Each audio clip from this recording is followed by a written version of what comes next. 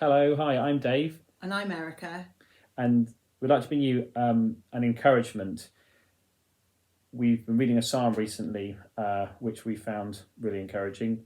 It's Psalm 145. I'm going to read it out to you. Don't worry, it's only 119 verses long. Only joking, just 21. I will exalt you, my God the King. I will praise your name forever and ever. Every day I will praise you and extol your name forever and ever. Great is the Lord and most worthy of praise. His greatness no one can fathom. One generation will commend your works to another. They will tell of your mighty acts. They will speak of the glorious splendour of your majesty, and I will meditate on your wonderful works. They tell of the power of your awesome works, and I will proclaim your great deeds.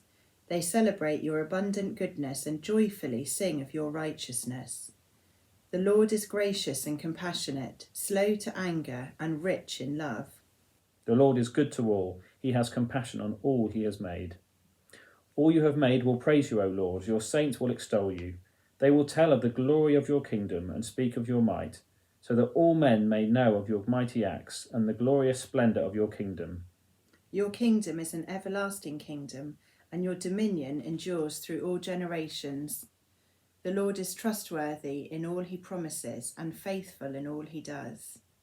The Lord upholds all those who fall and lifts up all who are bowed down. The eyes of all look to you, and you give them their food at the proper time. You open your hand and satisfy the desires of every living thing. The Lord is righteous in all his ways and faithful in all he does.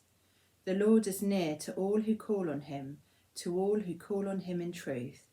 He fulfills the desires of those who fear him. He hears their cry and saves them. The Lord watches over all who love him, but all the wicked he will destroy. My mouth will speak in praise of the Lord. Let every creature praise his holy name forever and ever. So this is a psalm full of reasons to praise God, and we've divided them into 4 categories and given each one a title with the letter P. So we're going to look at God's personality or his character, his promises, his power, and then how we can proclaim that to other people. So to start with his personality or character. So the psalmist starts off by saying that his God's greatness no one can fathom, so it is beyond our understanding and it is immeasurable. Every generation has reason to tell the next generation about God's good works and his mighty acts. He is full of glorious splendour and majesty. He is always doing awesome works and great deeds. He is abundantly good, so he is utterly pure and without sin. He is gracious, compassionate, and patient with us, lifting us up when we fall or are burdened.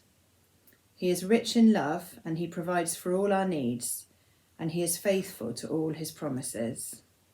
So as well as God's personality, his character, this psalm is also an encouragement because it talks about God's promises. So in verse 3 to 7, we see the promise or even prophecy that every generation will share with the next God's wonderful works, mighty deeds, majesty, abundant goodness and righteousness.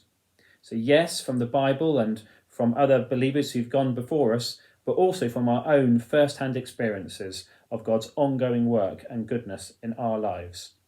This psalm was written about 3,000 years ago, so the very fact that we're reading it now is evidence of God's fulfilment of this promise through many, many generations already. So we can be confident that he can and will do this for us as well. For those of us who are spending more time than perhaps we anticipated with the next generation due to lockdown and school closures, Psalm 145 gives us confidence and encouragement that efforts to share God's goodness with our children won't be fruitless. Later on in this psalm, we can see other promises we can hold on to during this difficult time. So verse 14, the promise that God upholds those who fall. So God knows and cares about when we hit rock bottom and promises to be there with us, holding us up. Verse 15 and 16 speak of God's promises of provision. Verse 18, the Lord is near to all who call on him. Verse 19, God fulfills the desires and hears the cry of those who fear him. And verse 20, the Lord watches over all who love him. So not only does God have an awesome personality and make mighty promises, he is also all powerful. So in the psalm, we find out that he acts mightily and powerfully, that he created everything.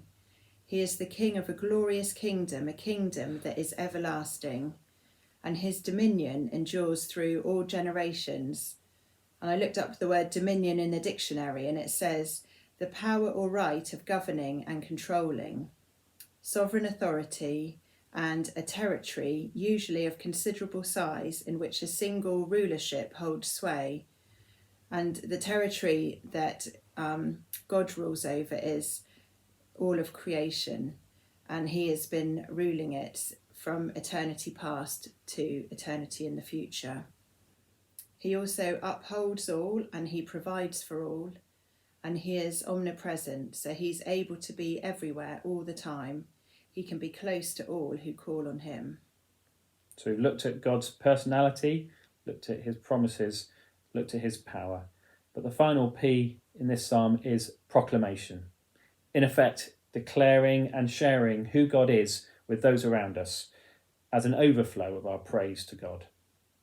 I think perhaps we could pray for opportunities to be able to share with others the reason for the hope that we have during this time. So Psalm 145 encourages us that we can trust in God's personality, in his promises and power. And even at this challenging time, we can do that.